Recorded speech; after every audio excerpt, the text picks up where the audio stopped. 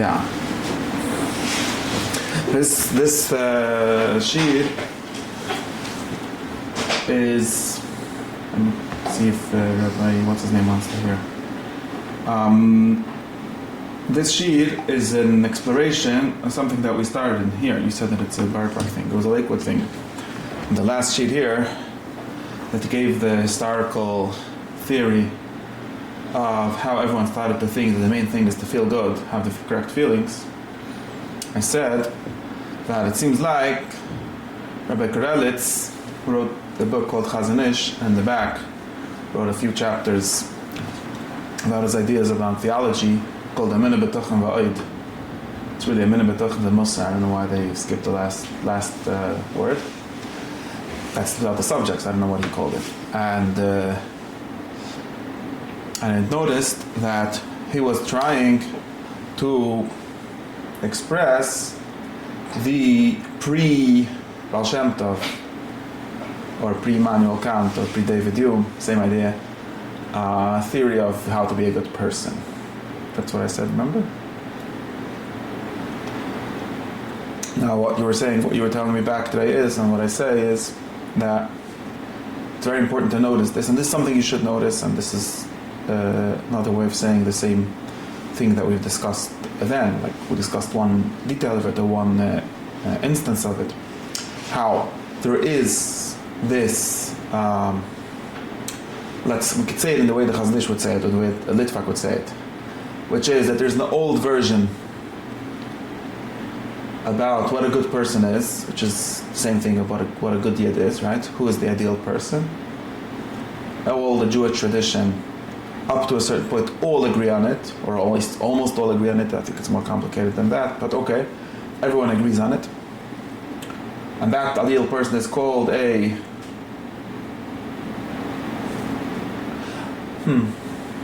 He said it's called the Talmid Chacham, the Chazon Ish. Everyone knew until the Baal Shem Tov or the B'Sal Salanta, everyone knew that the greatest guy around is Talmid Chacham. Nachon?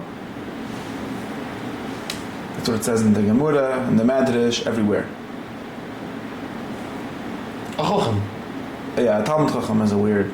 You could go to the Shir and Rambam about Talmid Torah and you'll find out about that. Not a Navi.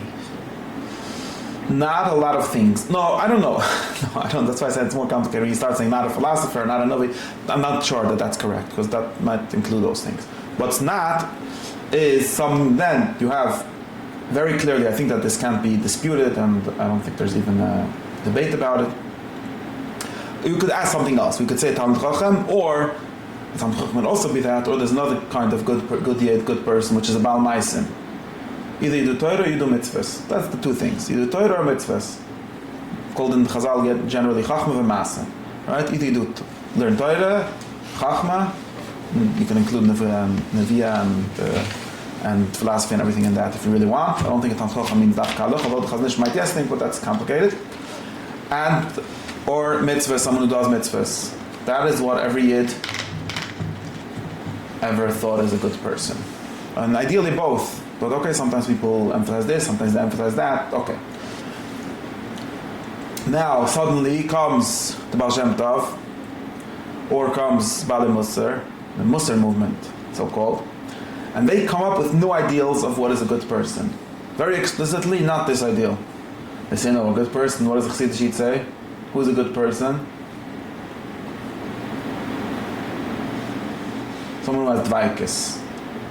That's what the Chassidim say. If you don't have dveykus, you can do as much Torah mitzvahs as you want, we don't care about you. That's what they say very explicitly, and they're very conscious actually of this, that they're going against what everyone until before them and after them. Like Chassidus didn't think that. Chassidus was an old yid. He wasn't a misnagid. See, this doesn't mean being a misnagid. That's very clear. The Chassidim have this weird thing that the world divides into Chassidim and misnagdim. It doesn't. It divides into normal people and Chassidim and misnagdim. Misnagid is also a weirdo, like he's already against. Against. It's another new kind of thing, right? It's such a mean word. Yeah. You exist to go against us. Right. So there's old-fashioned Judaism or old-fashioned ethics, which is good person, someone who does Torah and mitzvahs, ideally both. Maybe Torah is more than mitzvahs, maybe mitzvahs is more than Torah. There's discussions about this, but that's what it is. Then come to Baal Shem Tov and they say, no, a good person, the ideal person, the best person is the one who has dveykus. Who knows what dveykus is, but it's something that's not Torah and mitzvahs, that's for sure. Yeah, Torah mitzvahs lead to that, for that all kind of nashtik Torah, but it's not that. Same way, in a similar way comes, if anyone that was born by Chassidim has a snagdus when I say this, but it's because they're very used to all these like kind of pidum types. Like say the Gemara that, and therefore no, there's nothing more clear than this, that the Chassidim come up with a new way of defining who is the best person, and they even admit it. Chassidim are very used to weird apologetics. They're like, yeah, but there was some tzaddik once we could find in the Mishnah that didn't know how to learn, but he was still a tzaddik, and so on. This is all a distraction. I can't get into this, but it's very clear, and there can't be anything more clear than this. Now,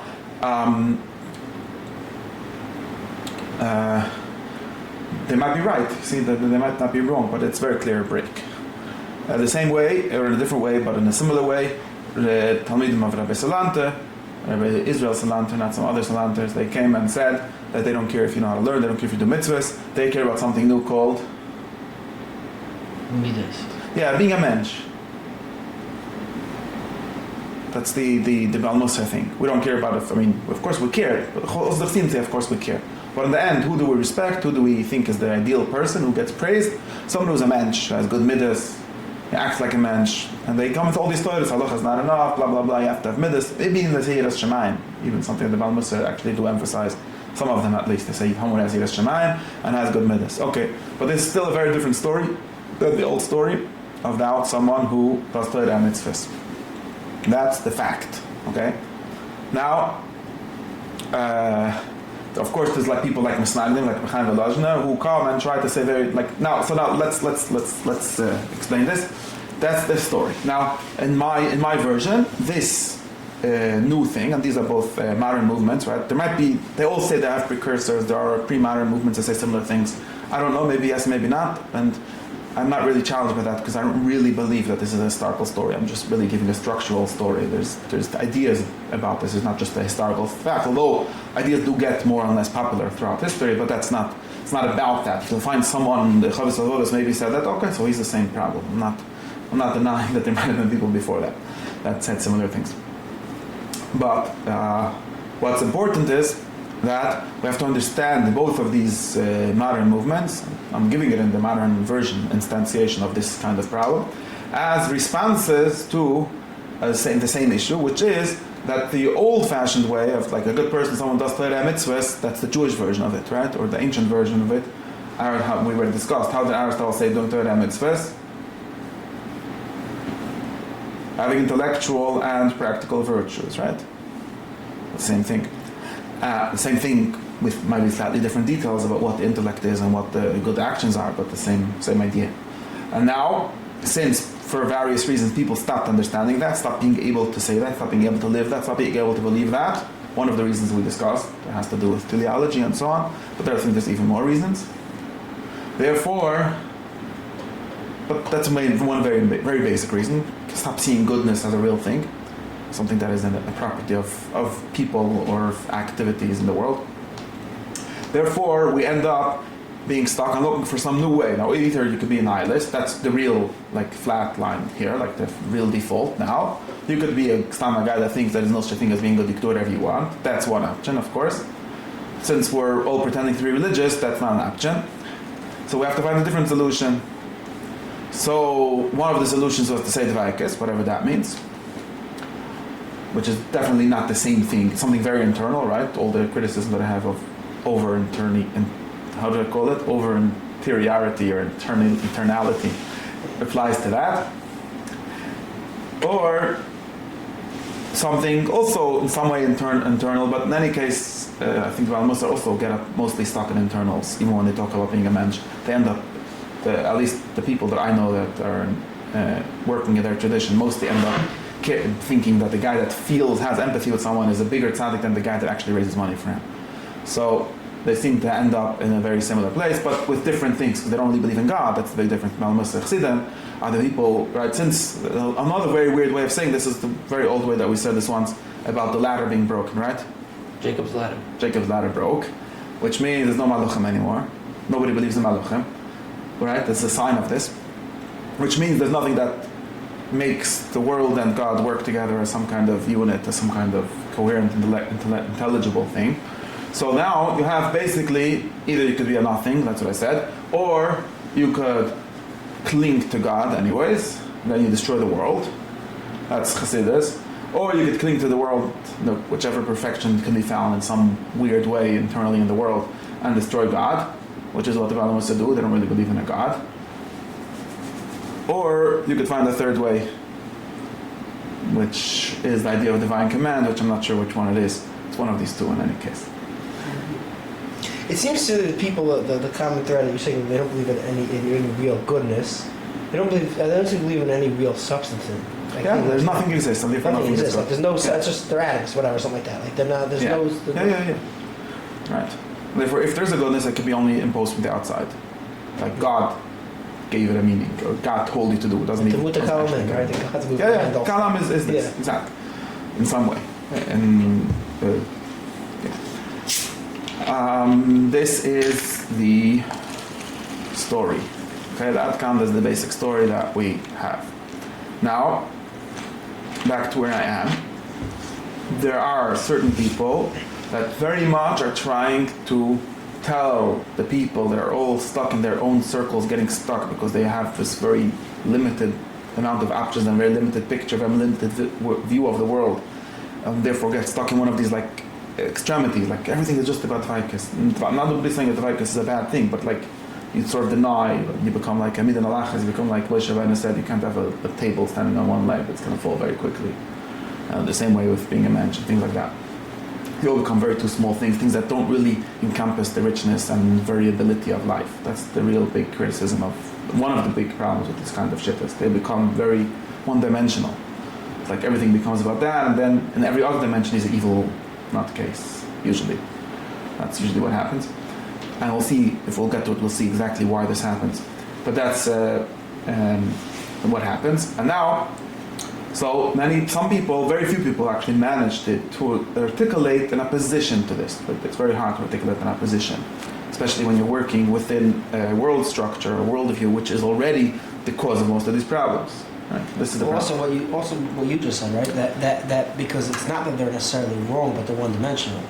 So you have what you're going to say is no, there's more. And they're like, it's harder to make that up. But that actually makes it easier, because then we're back to what wisdom has always been doing, which is finding how what you're saying is only part of the story. Right? It's not. There's ways, but you have to do a lot of work. Right? So you could, like I said, we could see all of these ways as trying to keep alive, or to make alive, make chesed to whatever the ancient story is, whatever the true story is, but having a very hard time, since most people don't even have the words and within which you could speak it, so you end up either translating yourself into them and then losing a lot, or fighting with them, which is also a very big problematic thing, right? Just to be very clear, to fight with the world, and this is one of the problems that I have, right? We had this conversation here. Yeah. To fight with the world is also not a perfect way of living. Like to be the one that is always explaining everything is corrupt and nobody understands everything. Being a misnagid is in itself a way of life. Being the one who is against everyone, and it's not a good way of life. It's generally evil. Generally also because it's one-dimensional, also because it doesn't actually account for how people really are and why they really are the way they are. You just dismiss them by saying, oh, you're one of these modern people, you're a heretic. That's not a real way of understanding what that person is, and therefore you lose touch with people. There's a lot of evils in that. It's itself not a very useful way of living. So you have to decide what to do. I actually have a very weird. So now all the tzaddikim, basically, everyone who doesn't want to just submit to nihilism, is looking for a way to solve this problem. Most of them do. I mean, there's so many ways to deal with it. But one of the things they do is to try to speak in the new language, and then you lose a lot, and at some point people even forget. Like people don't realize how much of people say this about the Rambam, right? Famously, and in some sense it's true. In another sense it's not true, because people saying this don't even understand whatever happened. But in some sense, people say this, when the Rambam translated, that's what they say, it's not true, but they say the Rambam translated Jewish thoughts into the language of Greek Muslim philosophy, and that was his doing the Yidid Tzaddik, right? It was being the tzaddik who goes into the klippas in order to save the other people. But if you don't have this problem, then people can make a conclusion. Therefore, if you don't think the language or speak or Greek philosophy, then you have no use of the Rambam. Like Rav Kook said, kafsa enzo kikla. There's some mitzvahs that if they're kafsa, we don't have to reignite them, because it was anyways just a way of speaking in the language of some people. This is not a correct account of what the Rambam did, but it's still a true structure, right? If you do that, and I think many people don't realize how much of the things that they believe, like this is the true Judaism, it's not. This is the true way in which some guy tried to be machzeh b'tshiva you and speak to you in your language. But if someone doesn't have that, it's even better. Okay, and then that's one option. Okay, we're trying not to do that option. That's my thing is stop doing that, because mostly not for Jewish reasons, right? Mostly because those shittas are silly. Why would we try to push ourselves into very stupid ways and very incomplete ways of understanding the world, just because everyone thinks that way? That's not a good enough reason. What do you refer to? Why we shouldn't talk in the language that we're talking? Yeah, like there's an option like this. Nowadays, everyone believes. Remember what do American people believe in? There was a sociologist who said all the people in America, it don't matter what religion they are, believe in something called moral therapeutic deism. What does that mean? They believe in a God who's not really involved in the world. He mostly makes you feel good about yourself, and he makes you a good person. But he makes you a good person how? I don't know. Believe that you're a good person, at least. Yeah, he makes you think that you're a good person. I don't know, give tzedakah, sometimes help your neighbor, basic things. That's what everyone basically in America believes. And if you look at and one of the books written is called Catholic, Protestant, Jew, right? The three kind of religious people in America. They all basically believe this. They just sing different songs in their churches. And sometimes they don't even sing different songs. But basically that's all they all believe. And then one of the things that many rabbis do, in every version, like you could say, Lubavitch Rebbe came and told you that the power of positive thinking, wow, right? Half of Chabad is this. Half of Chabad, like outreach, when they get to the content. I'm not talking about doing mitzvahs and things like that. Like that it's basically the Petachim guy, those things. Trachgit V'Zayingit. So Trachgit V'Zayingit is a very American, is called toxic positivity. A very American trait. You know the Petachim guy they put at the sheets? Petachim Weekly, that's what it is. It's like no, that's not Arabic, that's different. No, that's right. He just says, He's not Arabic. You Mandel, you mean? That's what he's trying to say. He's saying that he just sings a different song in this church. Possible. Yeah. I think that he's more sincere. Okay, he's really religious. I think he's a really religious guy. I used to think what you're saying. I'm wrong? I like reading like this is just secular. Yeah, all of this. It's the power of positive thinking. You could find Oprah believes in the same thing, and many other. Basically, everyone in America believes in that. Oprah. Well, she's not around anymore. Whatever. I don't know. All these people. I mean, now there's new shit that's already, but this is something still very much accepted, and therefore that's what you teach. And you say this is Judaism. It's not Judaism. I mean, yeah, I'm sure there's some sources for that, and like somewhat true, but it's a very great watering down, and it's a very great thing. So that's one thing you could do, or you could do even deeper. People think that's the whole Yiddishkeit. Trachgit V'Zayingit is the whole Yiddishkeit. Yeah. It's one idea in the Yiddishkeit. What did Nachman say? Don't be messianish. Remember? Mm-hmm. Basically that. That's basically what the revelation of Yiddishkeit. Yeah. Anti-Zionish is the opposite. Anti-Zionish is like to be hard on yourself. Now you're saying Torahs. Ich sage that is all one. Depends. There's different shit from the rest of us. The American shot is that everything is good. Hashem loves you, and He needs you, and all of this. But kitzur, this is just ends down. I'm not talking about you. You're not the customers for this kind of things, anyways, ever. So you don't even understand it. But there's more sophisticated ways of doing it that do stick to you. Right? Slightly more sophisticated ways, right?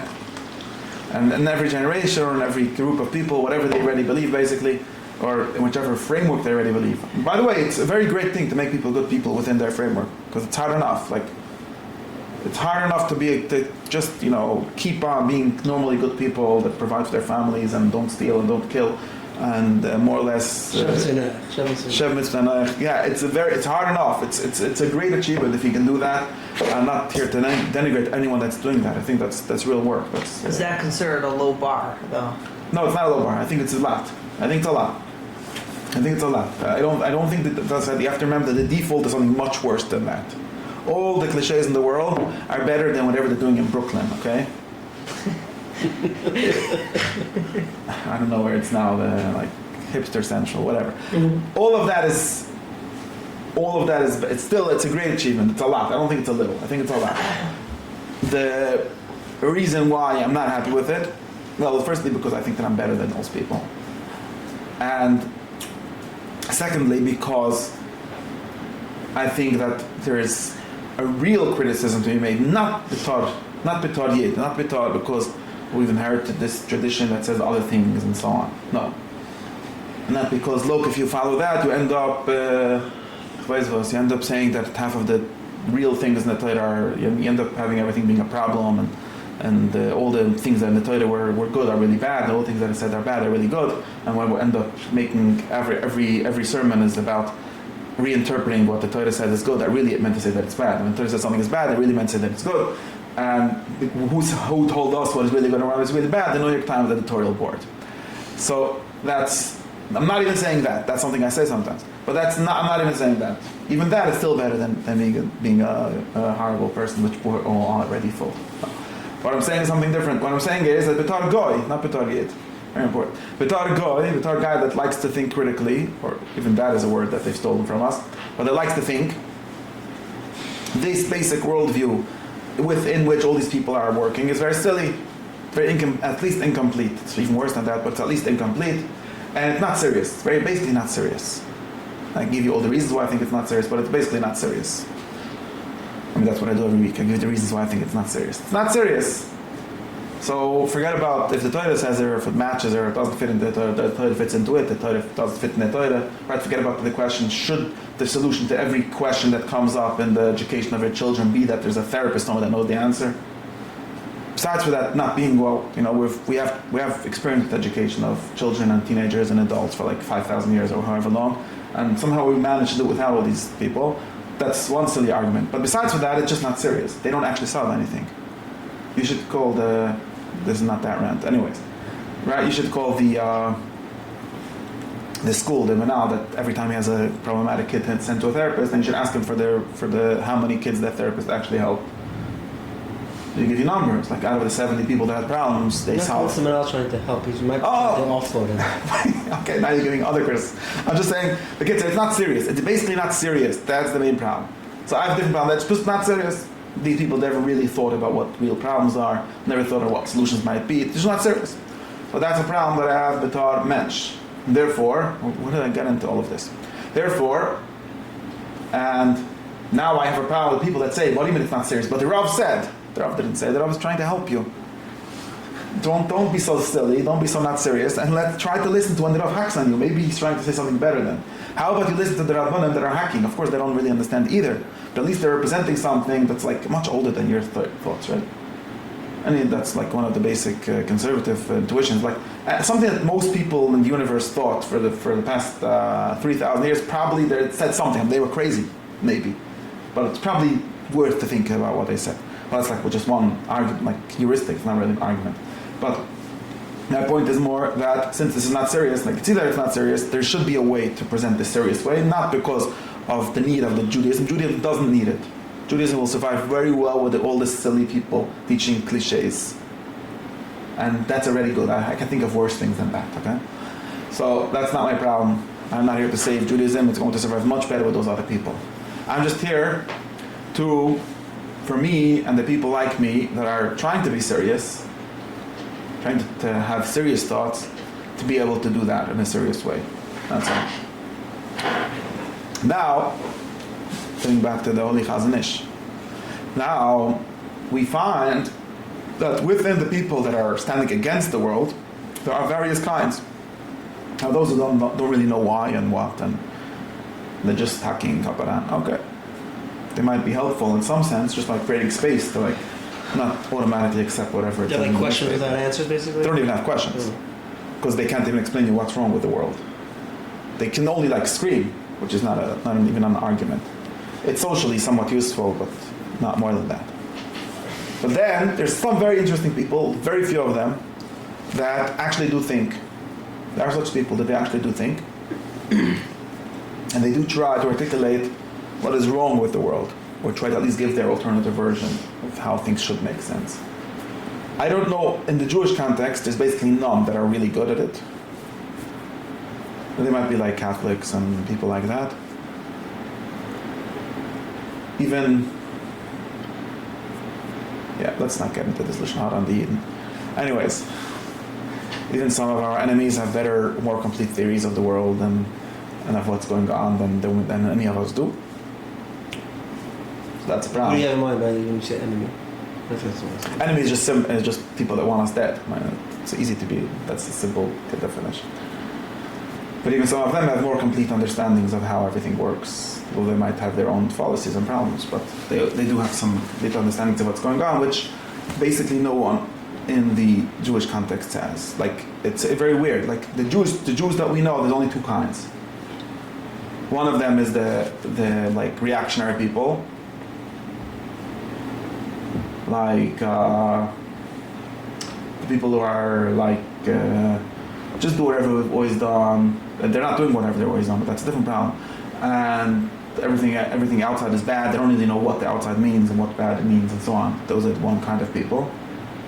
Why are they called reactionary? Because they're just reacting against modernity or against whatever it is. Oh, they're Like extreme against, conservative. Yeah. Like, I don't know, my great-grandmother didn't drive because there were no cars in her town, but I think my wife shouldn't drive either for the same reason. Right? Those are the people. And if you ask them why, and they start saying, they just don't even say usually. Then, that's just one version. And then there's the smart people. So we call them the dumb people. Everyone thinks that my whole sheet is already like 3 times more advanced, or is according to that. But everyone thinks that those are the dumb Jews. Then there's the smart Jews, like all the... Who's the smart Jews? The sophisticated ones, right? I Like want the to Muslim. discover that the Torah's ethics is precisely New York Times editorial. That's one kind. There's even ones that now that we have like Breitbart or something that discovered that there's actually that. Which is another very dumb thing. It's also reactionary and very not deep usually, but that's one other thing. And then there's all these like sophisticated people that in all kinds of various ways still 100% the people that are thinkers. I don't know who you know and who you read and so on, but as far as I can tell, all of them basically accept every single metaphysical commitment of this nonsense theory. They just try to work within it.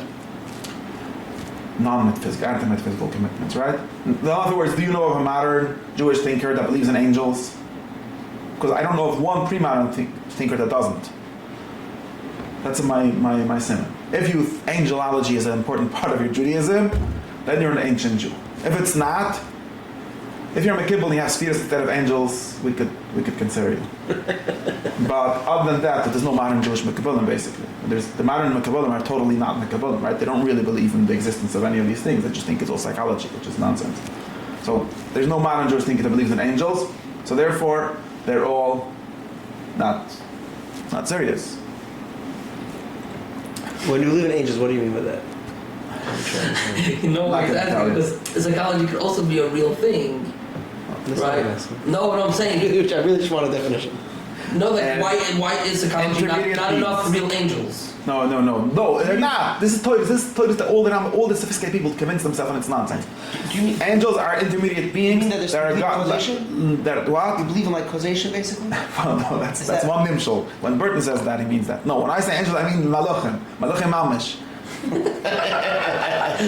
Malachim mamish, like it says in the symposium, messengers from God to men and from men to God. Well, what does that mean? I like No, when you say messenger, what does a messenger mean?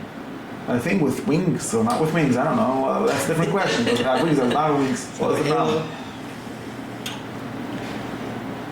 There's God. Listen. Very simple. There is God. Something beyond There is God. psychology or Yeah, of course. Or Psychology meaning neurology. something that's only in Mia. Yeah. For sure. Yeah. Something between. I mean, it comes to me in that No, way. it might come through that. No, nobody disputes that, but it's something real, something external to your soul. Yeah, that's what an angel is. An angel is Like a not a thought. part of your soul. Is a thought also? One second, hold on. A thought is also part. Let's move on. This is not just. I'm just wondering if you're saying, is it the same thing as a thought? No. Or completely When you say a different? thought, usually you think something that exists because of you, not exists. Maybe you exist because of it. In any case, it exists before you, greater than you, external to the mind, has independent existence. That's an angel. Otherwise, that's not an angel. It doesn't do what an angel has to do. So, but kids, that's anyone that believes in Malachim, the Rambam believes in Malachim. He doesn't think Malachim are things in your head. I'm just wondering what this belief is. What is it? What is this entity? We'll get into discussion. When we'll do angelology, then we'll start having discussions what they are. But now you don't even have room for such a thing in your world. Do you understand my problem? My problem is not that you don't think Malachim do have wings, and I'm saying they don't have wings. No, they're just intellects. Okay. But when I say intellects, you think something in your head. It's not something in your head. It's some real thing. Something that the world doesn't make sense without. And it's not God, and it's not us thinking about God. Okay? It's something in between those two things. Okay? In between in the sense And of... also not in our thoughts, which is our world. Which Right. is, Not dependent on your thoughts. Everything can come in your thoughts. Human thoughts are straight this crazy weird thing that can somehow touch everything. But not only because of your thoughts. Okay? Why am I saying this? And those things think by themselves also without you. Yeah, of course. Right, okay. Things that don't go away when you close your eyes, remember? No, it doesn't do with you at all. Even if you're dead, it's Yeah, of thinking, course. it's existing, it's... Again, we can get into discussion. Maybe it needs you to give it food to continue to live. I don't know. You understand? They are discussions. But the existence of a space in the world for such a kind of being, you understand what I'm talking about? That's something that we lost, that we don't have. Now,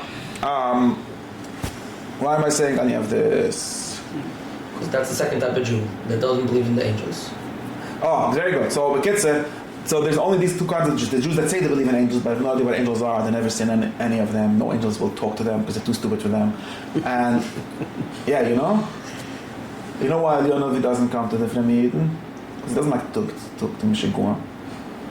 The other guys it doesn't come to because they don't believe in him. Right? It would be very hard when they come. But the Fremi Eden doesn't come because they're Mishigua. So who should he talk to? Only to me, basically. Now this is a very deep joke. So this is the bias. So we don't have anyone, right? We basically don't have that. So now what we do have, this is a very sad situation, and we're here to solve the situation. This is my conspiracy. We're going to solve the situation and create this whole school of people that believe in angels. Finished. Not because it's in the Torah. If you believe because it's in the Torah, if you ask right, I told you many times, if in the Lakewood everyone believes in Shaidim, why could say it in the Gemara? They don't believe in Shaidim, they believe in the Gemara. They believe they have to say it because it says in the Gemara and we don't pass like the Rambam. Okay. And you wonder, it said, if you remember, you said once that the biggest lie that they don't believe in China is because someone says, I just saw a shade, everyone laughs at you, no one believes you. Right. Because they don't believe in Satan. I say this for a long time. I think you should say you believe in Satan. Right? You never walk into that dark alley like, oh my God, maybe there's shade here. Those are one of the solutions, right? Exactly. Those are one of the solutions, weird modern solutions of saying that everything is about the text, that it says a mitzvah, it's a chiyuv, and so on. So the kid said, this is the Bahalach. Now, what we're going to do, how we're going to do this, I don't know why I'm saying this, but what we're going to do, or one of the things we could do is that there are some very yichidus, so out of all the Jews in the world, all the Jews living in the mountain, there must be more. I'm thinking, I don't know, it can't be. Maybe there's very few Jews, and the few Jews didn't really read a lot. I don't know why there's so few Jews even trying to do this. I don't know why. Or maybe there are, and they're just Mishiguim. I'm not sure. So we have to try to find a few people that have enough courage and enough independent thought. They basically just think by themselves and are able to tell us how to think about the world and how to go about this. Now, I think that this seed of Rav Shai Karelitz was one of the only people that actually thought in like the last 100 years. Of course, he was also Frem and also therefore Mashega. So when you read him, sometimes like for one line he's thinking, and then the next line he's just saying, and you have to know that this is a big way. It's hard for me to know because I don't know myself. Maybe sometimes when I think he's just saying that, he's really thinking. I just didn't get the thought. Because this is one of the shortcuts people always use, like even me. So it says you have to believe it. That's not a reason for anyone to listen to what I'm saying. But that's what a shortcut that people that have authority and that are used to the world of authority and speaking in authority do always. So it's very hard to understand when they're doing it. But what you could notice, I think, is that he is trying very hard, and he wrote this little book that it's very incomplete and very not fleshed out. I think it's many of the things he does are like this. Not only in halacha, also he has this problem. But it's very not fleshed out, and there's a lot of things where he like notices the real problem and then just closes it with some weird like animaman. But halacha isn't this thing to not go with authority essentially. Yeah, but he also usually doesn't have enough. It's like he very often realizes something very good and then get stuck somewhere. Or like his argument could go both ways and he doesn't even realize that the same good thought that he has actually proves the other side also just as much as it proves his. Things like that. He just seems to be very, very quick to jump off. I'll give you an example, a very concrete example that I found last week about that he reads here. But one thing he does that most people don't do is actually think. Like he actually tries to do this activity called thinking. In yeshiva, they don't teach you to think. They teach you to do what ChatGPT does, to mix up a bunch of thoughts that other people had and put it in the right order. He actually thinks sometimes. He uses books to think, he uses authorities to think, but he doesn't only repeat what the authority does. He thinks, he tries to also he tries to think until he agrees with what it says or until he believes it. Okay, he talks about this explicitly in this little book, I think. So, and therefore it's very valuable, extremely valuable just for this. Maybe there's some other people that did this. I don't think there's other people. Because like I said, either they're Mishigom who just say Shtat Naligator and you go to Gehenna if you don't believe whatever, or they're just already accepted upon themselves the yoke of everything that whoever is the professor of their study believes, and they just try to make something work within that. The Medrash Chacham didn't? No, I don't mean that you should comment on the Medrash Chacham. I'm saying you don't find that he thinks like in a I don't know. I don't find him thinking. Really? That says very good pshutim, but pshutim are not thinking. No, you don't. It's at least not revealed. Yeah, maybe he might have thought. I can't say they didn't think. No, but it's very hard to know if someone thought. No, he has like it's real one of problems. the secrets. I think he touches like real problems. Like That could be, but that's because he's not, because he's smart and he read a lot of things. But you don't know really when, as far as I've read his book, I haven't found him ever thinking. See, you could if you can't prove this. It's not possible. If you read Mordechai Buchim in a very textual way, you'd be able to come with a shot. No, the Mordechai Buchim is very explicit. Yeah, that's true. That's the same. Also, Medrash Chacham is basically wrong in most of the Ashkafas, but that's different. What's the proof that Leibowitz liked it? So, what's the proof? What? Shai Leibowitz liked it. Yeah, it's a lie that he was wrong. The guy. So. No, he's also very minor in his thinking, and he doesn't ever think through it. And most of the things that people know from him he's saying, he's very stuck in certain dichotomies. But I can't get into this. It's not. You can't prove that someone thought that. It's a very, very, very important thing. Nobody could prove if someone else thought. It's a secret. You could just say you could write the safer without thinking. Yeah, of course. The Mordechai Buchim actually is the book that does think, and that's in that sense it's different than most other even the Shonim, because most of them don't do thinking. I haven't seen any other ones. There are other ones I think. I know who you're talking about, but there are other ones. But the Mordechai Buchim does thinking, and obviously one of the ways to see it is that he has open questions, right? Sometimes he's megamgam, sometimes he's like Moshe Rabbeinu, sometimes he's kvad loshen. Now, some people every shir that they say is beautifully wrapped and finishes, and he starts with 17 kashas on the pusik, and at the end he answered all 17 kashas. That's a bluffer, right? Maybe there's one kasha. This one actually no. I don't know. That shows you that he's for real. Otherwise, just saying a nice Torah. Okay, no problem. It's backwards. So Medrash Chacham never stands tzorichin in a basic thing. Like this, I'm puzzled by this, and it's very hard actually. And that's the whole book about suffrage. Does? He doesn't openly, but I think it's his seams of his thoughts are way more obvious than anyone else's, which shows that at least for one line, explains how hard it is to ask questions.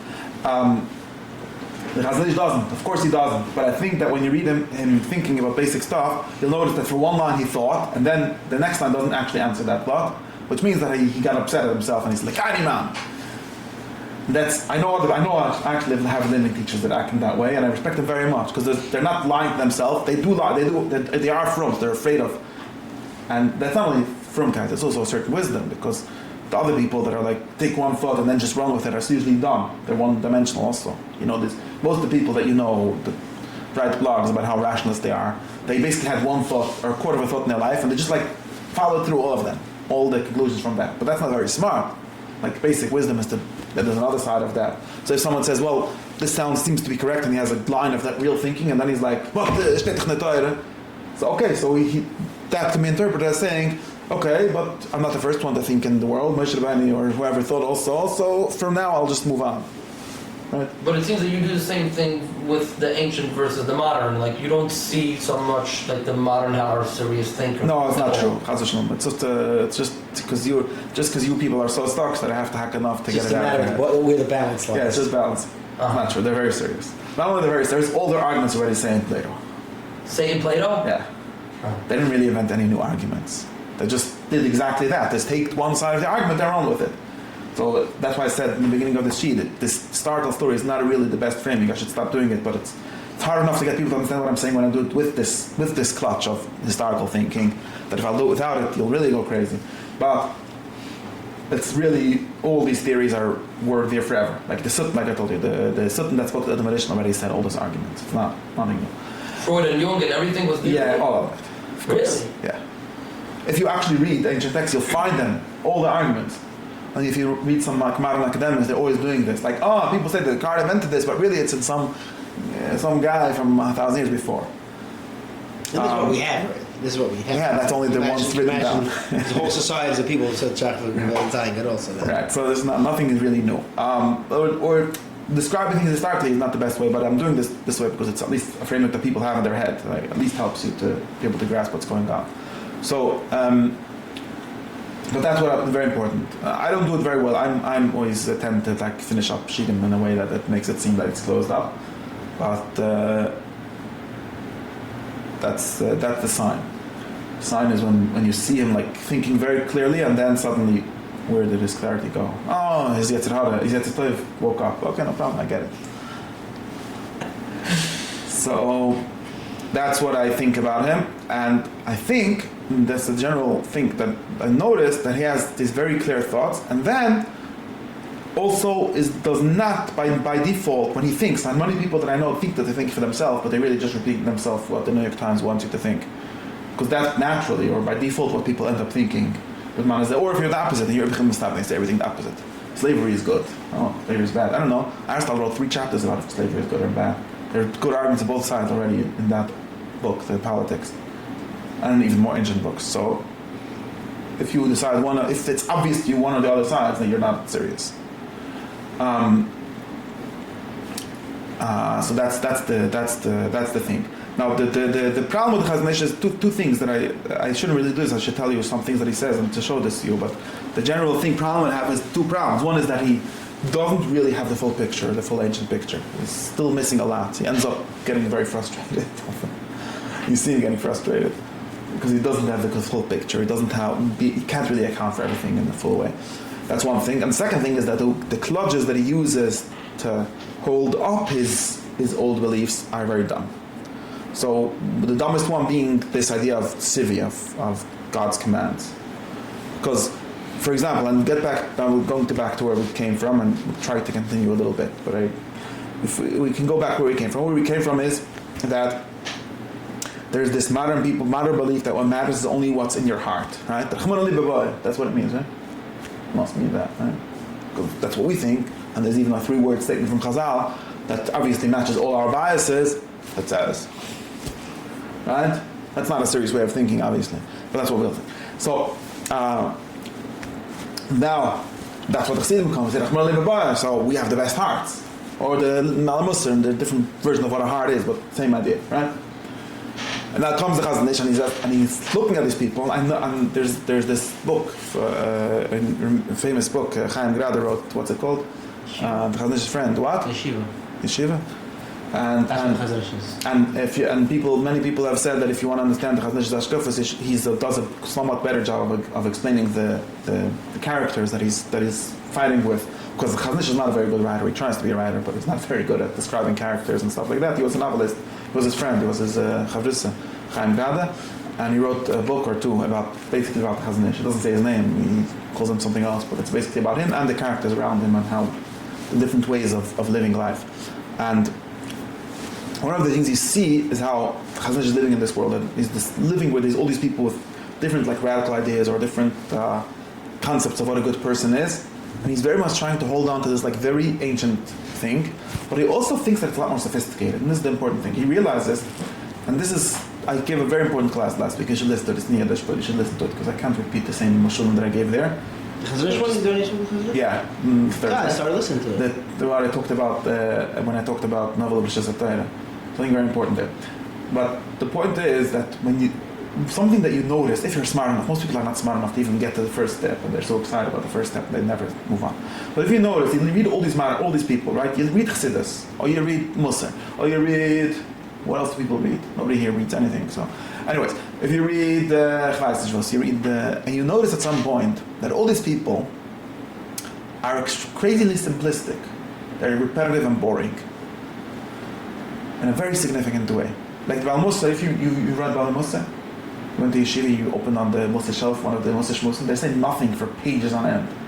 And they consider themselves the smartest, wisest, greatest people on God's given earth, right? What is going on here? And they like have this guy, they're like, they're Yeshivas, they're just talking by advice, by whatever, they're just talking the same love this over and over. We're like, we understand humanity, right? That's what the Baal Mussar claim, right? All of them, every single Baal Mussar worth anything, I'm not going to give names here, right?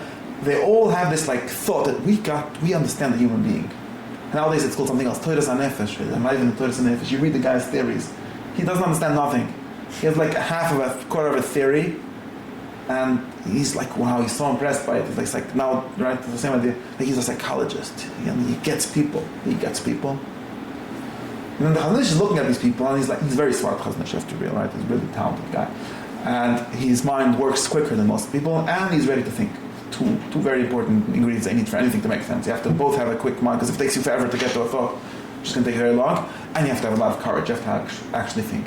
And he's listening to these people, and he listens to the shmuz of the author of blah, blah, blah, and he's explaining to you how people fool themselves sometimes. And he writes 14 volumes about how people fool themselves. And you're listening to this, and you're like, yeah, okay, now, what are you getting to with this? Like, what are you trying to tell me? And it's like, yeah, you should always remember that people fool themselves. Okay, it seems to me that you're fooling yourself pretty well while you're doing all of this. You didn't really get past. This is not just an argument of like, oh, you're the same thing. The argument is that Chazon Ish says, look, I learned Choshen Mishpat with Shach and Ketzos. I want to tell you something. The understanding of humanity that's in the Shach and Choshen Mishpat is 10,000 miles deeper than your understanding of Negias. They literally wrote 14 Simona about Hilchas Negias, Hilchas Shochet, whatever, not exact, but things like that. The whole Choshen Mishpat is about people deluding themselves, right? I think that it's Kiddush, you think it's Kiddush, what do we do? And it happens to be that the Choshen Mishpat seems to have a much more sophisticated and detailed understanding of humanity than this Baal Mussar, who thinks he's so much smarter. The halacha, that's for Novel B'Shis HaTorah, that one wind and Torah. I have understanding. And then he says, well, I've been to the Torah with you, Baal Mussar. It's doch an ergere lowlife wie alle andere Menschen, because you're not right over, right? You're going to the name. And there's a story, I told you the story. What's the story? I'm not going to repeat stories. It doesn't matter. When you go to the Torah Baal Mussar, anytime, you have in your yeshiva, there was a Mashgiach who's Baal Mussar, you ever not arguing with him? He's the stupidest guy, not only the stupidest, the most self-righteous Rusha that you can think of, and he would be a real good Rusha, like you enjoy his arguments, Einza. He's stupid, they're like simplistic, and the guy walks around as if he figured out humanity. And nobody else figured out humanity. And there's something very funny here. General sickness of people who think they discovered new nature. Right, true. Some of them did discover something. These people didn't even discover something. No, I'm not getting about that. What I'm getting at is that Chazon Ish is this guy that spends hours and hours every day reading, Tosfos and Rambams and Shachs and these complicated things, and he learns the halacha l'maisa, right? He's not a B'chaim Brisker that makes everything into philosophy. He reads it as commentary on human condition, right? All Gemara is about halacha l'maisa. What do you do? Not only what do you do in the sense of the psak, it's much deeper than that, right? Halacha is really about life in a much deeper sense than Mussar is, right? If you learn halacha in a halacha way, right? Not just like a theoretical. It's about the complexity of human relations. When not talking about millennia l'makom, I think that he gets stuck when he talks about tzivtzis in this way. I think it's a little confusing.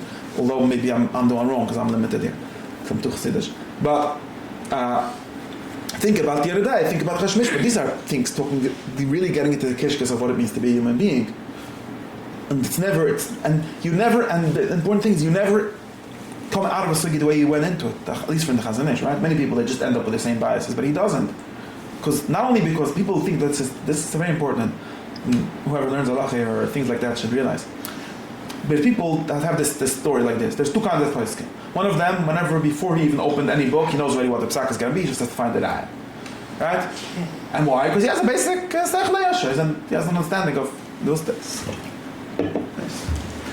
He has an understanding of what you need, and he gives it to you. No problem. Usually those people make a lot of sense. Or at least for the people that think in a similar way to them, right? Then there's the people, the Litvak say that seems false, right? Then you're just putting your own biases in the Torah. No, the correct way is that you don't know what halacha is, and you ask the Torah, you look in Shulchan Aruch, and you pass me what it says in Shulchan Aruch. That's what people think is the two options. And this is a very good mushal, this story. These are the two options that people think of in general about humanity. Now, I think the Chazon Ish teaches a third option, and I also try to teach a third option. The third option is like this. Of course, I have an opinion about what should be the halacha before I read it. Otherwise, I don't know a person. And of course, authority of the text is only one part of the process of jurisdiction. Yeah, it's true. Authority is important. We can't go against something that says clearly no the poskim and so on. There's a Latin word for this, and so on and so on. Okay. But now the main thing that we're doing when we're learning is not either of these two things. For the first thing, you'll just do what Rabbi something does, and just say the psak, and if he has time, write a tshuva because he's smart enough to write a tshuva. If you're doing the second thing, also you just look in the bottom notes of Pesach Chivas and do whatever they say. Both of these things don't make you learn. What's the point of learning? The point of learning is that you think you're so smart, and you have this intuition, this svur of what the halacha should be, and then you open up the Gemara, and you see the Gemara also thought of what you thought for 1 second, and the next time they thought of a second thing, and the third time they thought of a third thing, and they finish the sugya with Tosfos, you have 14 different ways to think. Not 14 different ways that Rashba says, so what should I do? He actually opened up in different ways. He said, wait, could you think about it from a different angle? And now you're like, wait, now I really don't know what to do. Now you have to actually figure out and all these angles are just complexity of reality, right? They're not svuras. But people think that svuras are things in your head. That's the same problem, right? Svuras are not things in your head. Svuras are descriptions of reality, right? Someone, what was the right? He's the Ruv on the medrash, and the other guy wants to be the Ruv also. And of course he's right, because, okay, but did you think about another way of describing this story in which the other guy's right? And did you think of a third way, and a fourth way, and a fifth way? That's the way the Chazon Ish reads the halacha. And he reads the whole history of the law in this way.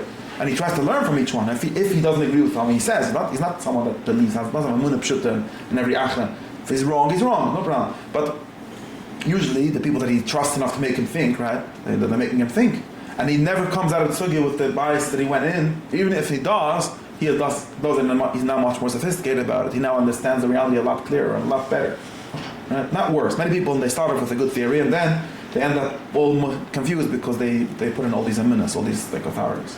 He has a clear understanding because in the reality every shitta is because of a certain viewpoint of reality that you missed because you were so smart and you knew how it is. Right? Now this is very basic to anyone that actually knows how to learn ever. But most people don't do it. And especially those people that are mizalzel in learning, they're like, wow, the learning people, they just, because they think that the only way to learn would be to learn an authority way. And therefore, they're like, no, but we're just good people. You're not good people. You understand a quarter of a percent of what it makes a person take than the Shulchan Aruch understands. So the Shulchan Aruch is just a lot better. By the way, I give this mushal for about because I do have this Protestant thought always that Benin Malcolm doesn't really matter. But in a certain sense, it's the same thing, right? Like, I know how to keep Shabbos. You rest. All right. Do you really know what rest is? You can do what Sakharis used to people and try to make them tell you what rest is, and you'll notice that they don't know. The Hilchos Shabbos, no, I don't know. In Hilchos Shabbos, at least, there's a 14-fold more complicated understanding of what rest is that has something to do with the reality. Now, are we applying the reality correctly? Do we understand the halacha correctly? And is the world different? Those are all legitimate questions. But it definitely has a much more sophisticated theory of what means to rest. And not only what means, not what means in the sense that I could give a shtickle Torah and explain you. No, of understanding the actual reality. What happens? Look around. What are people doing where they work? What are they doing where they rest? Which ones are resting? Which ones are working? What would cause you to work even if you think you're resting?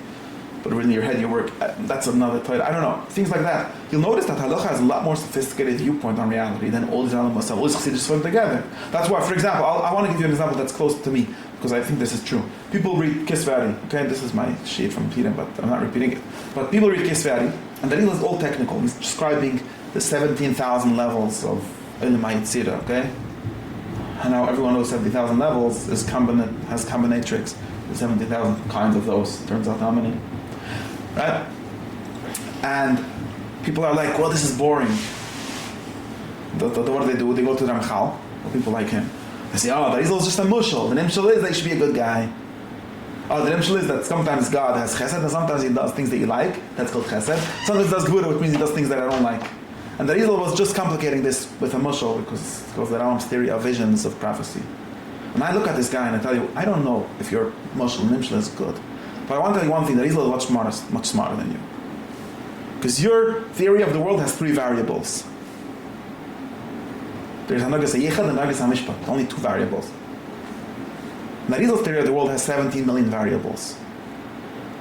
It's just much more close to reality. The reality that we know about, all of it, of course, the great like hope of the theories of everything is like reduce everything to 5 principles, and somehow that will explain everything. And Narizal doesn't disagree with that, but then we have to spell that out, and it turns out into 17,000 variables. There isn't a way of calculating the real world without all these millions of variables. So you're just stupid. You're just simplifying everything, and all the way to an extent where it's not even interesting in some sense. Like, that's why we needed the Kabbalah to tell us that there's Chesed and Gvura in the world? Wow, amazing, I'm so impressed. And you're convinced that you're the smart guy and he was the dumb guy. Now again, maybe that Israel's picture is all fantasy, and the actual 70,000 variables are different ones. I don't have a proof to say that. But the way in which he's going about it is a lot more sophisticated than anyone else, than all these people that are so smart they think they have the Nimshal. So that's the same argument that I would make in that sense. And this is one of the Chazon Ish's big things. And he's noticing you on it, and he's starting to show you. And the problem is that I think that his problem is that when he gets into saying this, he doesn't say it like I'm doing a much better job of describing what he should have said than what he actually said. Because what he said was, you're not beis. You think that you're going with your cycle, but the Torah is the opposite of your cycle. And because he doesn't have patience to explain to you why your cycle is kind of basic, he just says that. But what he really means to say is you're dumb, not you're an epicoides. It's much worse to be dumb than to be an epicoides anyway. Like, you thought that not only you're dumb, you're a dull guy. Like, you figured out humanity because you figured out this concept of negias. Like, but Mussar, I'm so proud of it. Like, you realize that we started there, that's where we're coming from? Like, yeah, people have negias, thank you very much. Is that all of it? Does that explain everything? No, it doesn't explain nothing. I mean, it explains something, but you're taking like one little thing and applying it to everything in a really weird way. Of course, then the Chazon Ish then talks about negias and explicitly attacks it and says very funny things. But maybe that's why it fails, by the way, is that when people who are certain seniority discover a simple thing like that for the first time, it's moms, they think it runs the world, and then they tell it to a young guy, and they're like, okay, and then he moves like, what else? Could be. And it just like burns out of it. Could be. Yeah, there's something in all these movements. Because I read, I think the same you're talking about. I read whatever someone saying it over about the bias, and I looked whatever, and I'm like, whatever, it's very good. I'm like, moved on. Like, I wouldn't be able to make my structure my life around. Maybe even the psychologist who wasted 30 years studying biases came up with a more sophisticated theory of human bias than the Bala Mussar. And that turned out that theory was wrong also. Like this, it's very, yeah. The point is, then this halacha that we're all happy to make fun of, as if it's not serious. Now again, the Chazon Ish here is where I'm disagreeing with him, because he gets stuck. He says like, the halacha is what God wants from you. Why? Where do you get to that? Why do you need that even? You don't need that. The halacha is just people thought for a longer time and in a more serious way about these cases than you did. Why do you need more than that? Now, where does good come from in general? Maybe it also has to come from God. I get it. But you don't have to get to this stage. When he gets to it, he's just doing a lot of demagoguery, like very often. And I want to give you one example, and I'll finish. I want to show you where you could argue with him in halacha, and where I would do the same thing the Chazon Ish does to him. It's the kasher does the. So it's over here in the Sefer HaKodesh, Chazon Ish. There's a story over here. Where is it?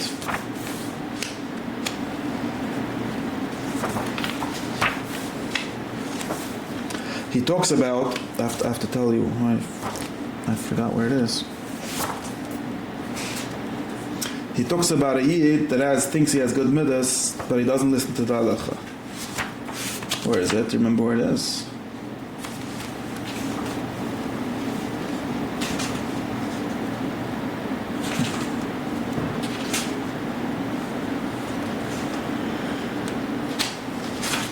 I have to find it. I can't say it in the Welteran because it's gonna be.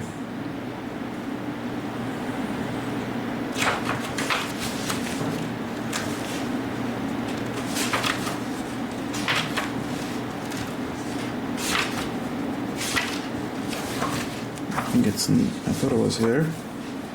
Second.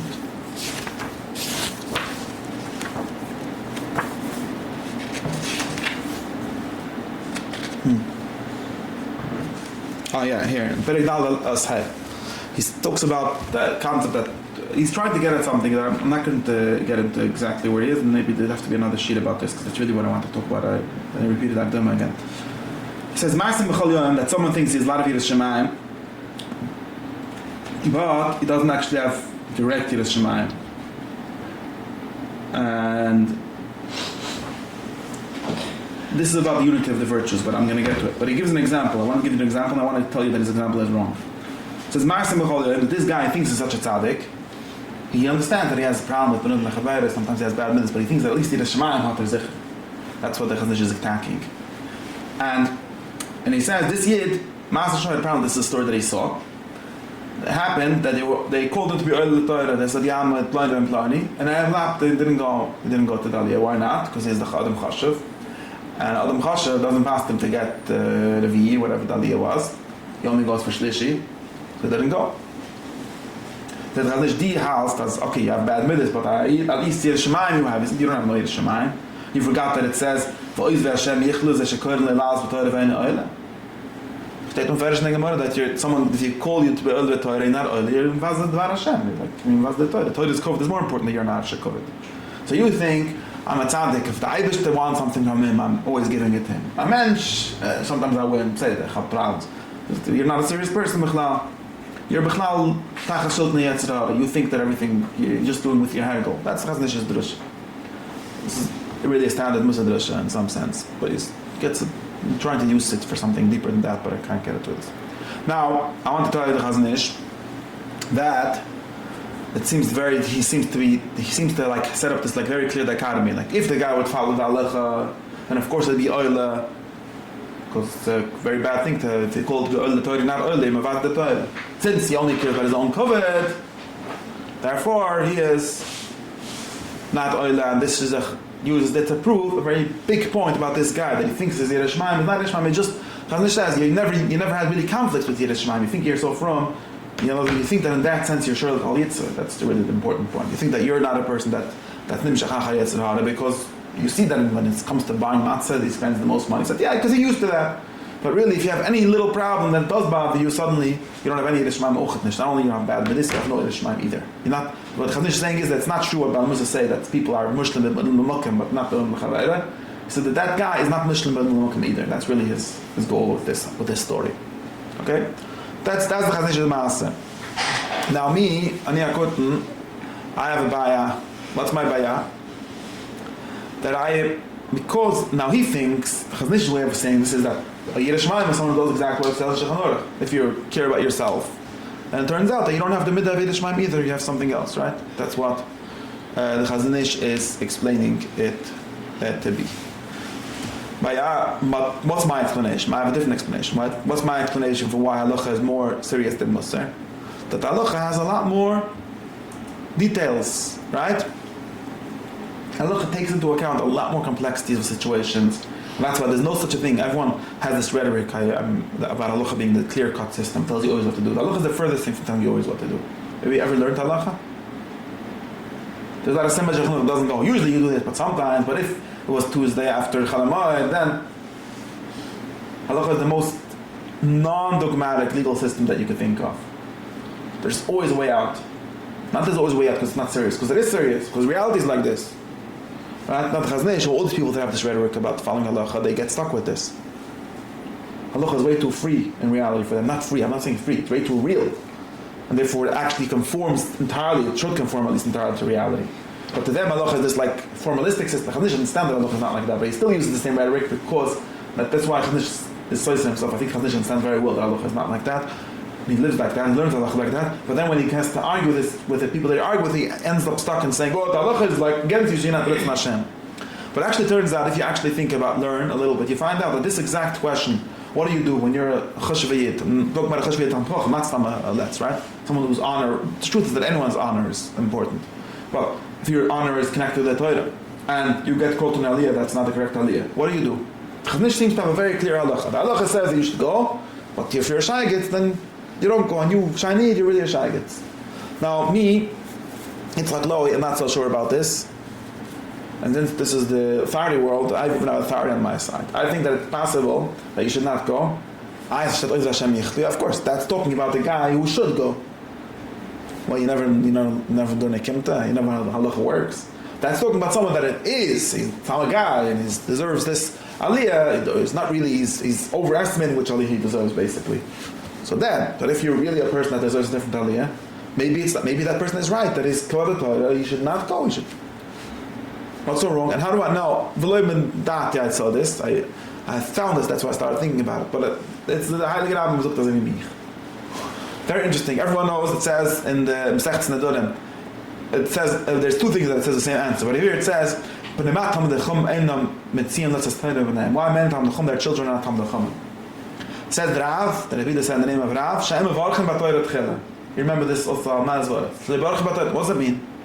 What's that Shleibarach B'Torah? You know what it means? There's a bach, that's the opposite of what I'm trying to say about this, and other Torahs that everyone knows. But that's funny Torahs. So you didn't say Bechsa Torah, seriously, that's what it means. So the Rambam, now if you look into the Shonim, this is another one of my big things. When you actually read the Shonim, you see that most of these funny things, that there's so many, like, from them, there's really a basic understanding that you don't need all these scratches for. But anyway, the Rambam wrote a letter to someone, or a tshuva, and he told them two pshutim that he heard. Two pshutim about this memra. One that he heard, and one that he thinks, which is the opposite of what he heard. Opposite of what he was mekabel. What spiritual, what his Rebbe and Chai the Torah in this memra, he told them a pshat. And the Rambam says the opposite pshat. And what are these two pshutim? I'll tell you. The Rambam said that they were told them, his Rebbe and Chai told them, that the Shaim Mevarchem B'Torah Tchila means what Chassidus is talking about. There's Talmid Chacham, that they call it early Torah, but Talmid Chacham, they usually think that they have better things to do in their time than reading the Torah, because they can the Mishnah as Gemara, so they're not early Torah, or they're some older, they don't have patience to go to the big man read. So they stay at home, and they're not early Torah, since they're Mazal in the Torah, their kids don't come to Talmid Chacham. That's what his Rebbe told him, Shat, the Rambam's Rebbe. So that's, by the way, that's on the Chazon Ish's side. Then the Heilige Rambam said, he thinks that the Pshat is pink vaket. He thinks the Pshat is vaket. What do you mean pink vaket? Shaloi Baruch B'Torah Tchila means they didn't take the first aliyah. The halacha, the cleaving Torah, and that's the after when it's Tamur, it's king all the Maratzim or Dam Chum. Rav could have been Kahani. Right? The Gemara says if there's Talmid Chacham that's a Kohen, and Amuritz is Talmid Chacham is a Yisrael or a Leirich, and the Amuritz is a Kohen. The din is, says the Rambam, that Talmid Chacham has to be early first. That's the din. Some of them were not like this, that they were early edition. And there was managed. They said Isn't there a Mishnah about this? Yeah, the Mishnah. No, it says in the Mishnah is about when they're not one is Talmid Chacham, one is Amuritz. When they're dark Shon, says the Mishnah. They're dark Shon. Right. But that's all when they're both the same level in Torah. The Rambam says if one is Talmid Chacham, Rav was not exactly. Rav was early b'Kohen always in his yeshiva at least. When he was everyone recognized him as the greatest authority, was early edition. And therefore he showed everyone that Torah is more important. And his children were Talmid Chacham. But if you are early later, you are early by Shlishi, why? Because you think that this Kohen Amuritz is better than you. And don't expect your children to be Talmid Chacham. They're going to think that being a Kohen is better. So the Rambam's Pshat is being vaket. That the Oymesh, Nishtam, is that the Chazon Ish is the one that's going to get the Torah. In hand of Luchel Amasa is Vatal's name. Luchel Amasa, the reason why the Mikdash still wasn't built is because still the Kahanim are early edition. That's what I'm saying. Also ich sage, the Gemara says, komisch, like, you would expect coming from this middos specifically. It's connected to this specifically. Here he's talking about a different thing that it says in Benin that the children from the Chum don't come out from the Chum. Fine, but it's the same thing. They bring the same shot in that Gemara. What are you saying? Yeah, of course. We have so many ways in which the Talmid Chacham are not getting the honor. The Rebbe Shainim are getting the honor, the Kehanim and so on, and that causes the Talmid Chacham not to have their power and their right. And who is shielding Talmid Chacham himself, right? Because he should have not went when they called him for Shlishi and only went when he called him for Lish, right? So what do I show you? Now I don't know if this pshat is practical and so on. They're saying already told us this is not what Chassidus latest gets to but it's not really practical, right? Halacha would be more serious. See, halacha is always more serious than Agudah, right? Agudah can say Shaf Hadrusha, and this is Takawai, but Lamaisa doesn't work with this because the world is more complicated than Chassidus latest, right? Shine. And I can even explain you why. And then you'll say it's not apologetic for halacha, it's reality. The Chassidus latest is this reality. Yeah, we have to be Mecham, okay, but Lamaisa, that guy has, you can be Vatlakim from the Oilam, it's a problem. And the Mishnah says Medarka Shalom, right? Like Moshe said, Mishnah says Medarka Shalom, right? because otherwise every week is going to be a fight who's a bigger Talmid Chacham. Laws, the Kohen, everyone knows he's not a Talmid Chacham, he's just getting it because he's a Kohen and shine. Okay, and anyway that, but that's just me showing you that it's not simple. It's the opposite. And you use halacha for your Mussar, you make everything worse. Because halacha is, you understand what I'm saying? You say you should be about Mussar, we're simplistic, you should be halacha because halacha is clear. No, halacha is not clear. In other words, what you have to have is something called, how do you do it? Something called tzayich le'yusha, or called practical wisdom for nisis. That's the only thing that's really going to help. And that halacha doesn't give you that either. We're learning halacha, even in the Chazon Ish way, you see the Chazon Ish himself, and it's really weird that Chazon Ish gets, not only in this case, in many cases he gets into the same thing. On the one hand, he understands very well how halacha is given to the mind of Talmid Chacham. It's not like rules. And then when he thinks something is the rule, is the halacha, then he thinks that everyone else is apikoros. They don't take halacha seriously. Of course, that's true that there's one part of halacha is to listen to the beis and to the ruv, whoever's the shofet, that should be a mech. But that's another question. That's a political question. Who is the shofet? But in any case, that's a general problem. But what I'm showing you is that there's always a halacha that's being fakir. And really, the like this also, with the government and can do whatever they want as they see fit, right? That's the Bali Rueh. If a shtayt, yeah, that's explicitly going against the halacha. I'm saying even betoch the halacha. He's saying there's a halacha of Oiz Hashem of Misha Kodin Torah Likros. There's also a halacha of Mvach Torah Tchila of who is the correct thing. That's a real thing. And the halacha, if you learn halacha, if you're this Chivas and Ambam, and that's a Chiva that they ask him Pshat Na'aguda, but okay, it shows you a lot more complexity of reality than this. And the reason, that's why I think the reason why we should say that halacha is better than Mussar is not because halacha is Dvar Hashem or Mussar is not Dvar Hashem. That's a very silly thing. Chazon Ish says that because that's his own. That's why he says that, because he doesn't have a way of explaining how the world is complicated and how the goodness is in the real things. He doesn't. Instead of saying that, he says Hashem made it good. That's a big problem. If he would have been like me, he would have said, you Mussar, you're silly. You think that goodness is in your mind, and goodness is something so simple. The world is more complicated. Goodness is something about your actions. Of course, they have to be in accordance with what the mind says, but the mind is more complicated than what you think. It's not only about your will, it's about your understanding and so on. And then, of course, halacha is about that. He's right. But since he doesn't have the language to say that, or maybe if he has theological commitments not to say that, I don't know, he ends up saying something very silly, which is even wrong halachically. Because there's also a tzad that guy's right up here. Look, that's the end of the sheet for today. The one that asked him, I think this story on him, Taka. They asked him like, listen, this big Talmid Chacham said something, and it's connected whatever something, and he's like, it's Taka Zay Groy, so the Torah is not aggressive. In other words, and maybe when he uses Ritzayin Hashem, it means that just God is much more complicated, right? Much more sophisticated and complicated than your mind, right? It's not aggressive. Maybe. In other words, it's very funny that you're saying by the fact that he says Ritzayin Hashem, he means all these things that you're saying. I you find that in many schools, but Hashem is smarter. Maybe the point is that Hashem is smarter even than that. Right, that's what I'm saying. Because that's back when the Chazon Ish thought about these things. Okay, yeah, I can. Yeah, I guess. Okay.